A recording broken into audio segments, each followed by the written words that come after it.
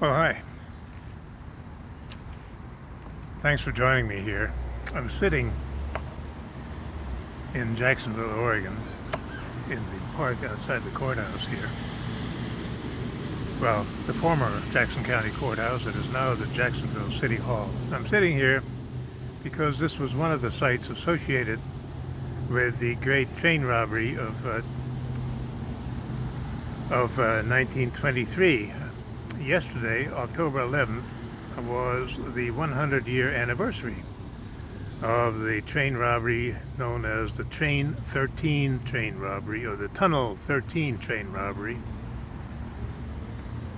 Three brothers held up a Southern Pacific train going to San Francisco when it stopped at a tunnel, the tunnel number 13 in the Siskiyou Mountains. And they were hoping to get a lot of money from the mail car. They thought $40,000 was stored in the mail car of this railroad train. And to get it, when they were robbing the train, the mail clerk locked the door to keep the robbers out. They used dynamite to blow it up, and in the process they killed the clerk. They also killed, in cold blood, three railroad employees. So yesterday, as I say, was the anniversary, and there were various observances in Ashland, where many years ago I first became aware of this story when I did a story back in the 1980s when the last of the brothers had his sentence commuted by Governor McCall in 1982. No, in 1972. Sorry, I kept getting my dates mixed up. Well, in short, this robbery took place, as I say, 100 years ago in October 11th, and the three brothers got away. They were eventually captured after a nationwide manhunt, worldwide manhunt. About 3 years later, more than 3 years later, Hugh was found in the Philippines, where he served in the Army. Hugh Diatramonte, younger brother.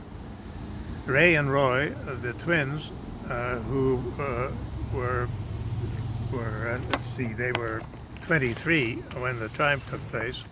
They were captured in 1927 in Ohio. Just as Hugh was being tried in this courthouse in Jacksonville, the brothers were brought back and they pleaded guilty.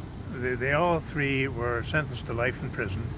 They served their time at the Salem Penitentiary. One of the railroad employees years ago told me that whenever the Southern Pacific trains went past the penitentiary in Salem, the engineers would blow their whistles just to remind the brothers what they had done. In any case, yesterday was the anniversary. There were some things going on in Ashland to observe this anniversary. The Rogue Valley Times, a new paper here in Medford, published a pretty good story and on the occasion. And all of that reminded me that this is, the anniversary. But it seems to me the main thing that has been missing so far, although, I think it's been missing, is that the names of the people who were killed, the men who were killed, have gotten kind of short shrift. It seems to me they ought to be remembered. And here I am remembering them. The engineer on the train was Sidney Bates. He was killed. The mail clerk was Elwin Doherty. He was the one who was blown up in the mail car after he had locked the door when the brothers tried to blow open the door with dynamite. And then there was the fireman on the train, Marvin Singh, and the brakeman, Coyle O. Johnson. All four of these guys paid with their lives for working that day. They, if I remember right, were all based in Ashland.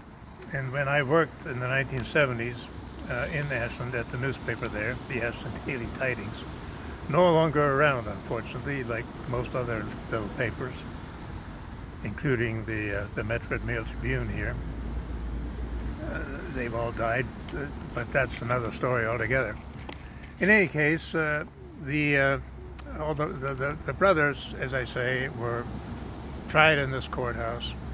The older brothers, Ray and Roy, pleaded guilty after Hugh was convicted, and they served their time. Hugh got out in, he was paroled in 1958 and died in San Francisco of cancer a few months later in 1959. Ray, in prison, became a schizophrenic in 1949, and he died in 1983 in a nursing home in Salem after he was released, I think in 1979. And Ray was released in 1961. I guess I have my date wrong for when Roy was released. In any case, Ray was released in 1961. He worked at the University of Oregon for a while as a janitor. In 1972 is when Tom McCall, the governor, commuted his sentence, and Ray then died in Eugene in 1984 at the age of 84. As I say, the brothers, Roy and Ray, were born in 1900. They were twins. In March they were born. In any case, so that is the story, and the main point of this little video is to highlight the names of the men who were working on the train that day and lost their lives. Sidney Bates, Elwin Doherty, Marvin Singh, Coilo Johnson. They're the ones who really matter in the anniversary of this crime. I'm Hasso Herring, and thank you very much for watching. I'll hope to see you again here, either on a video like this or on hhtoday.com. Thanks again.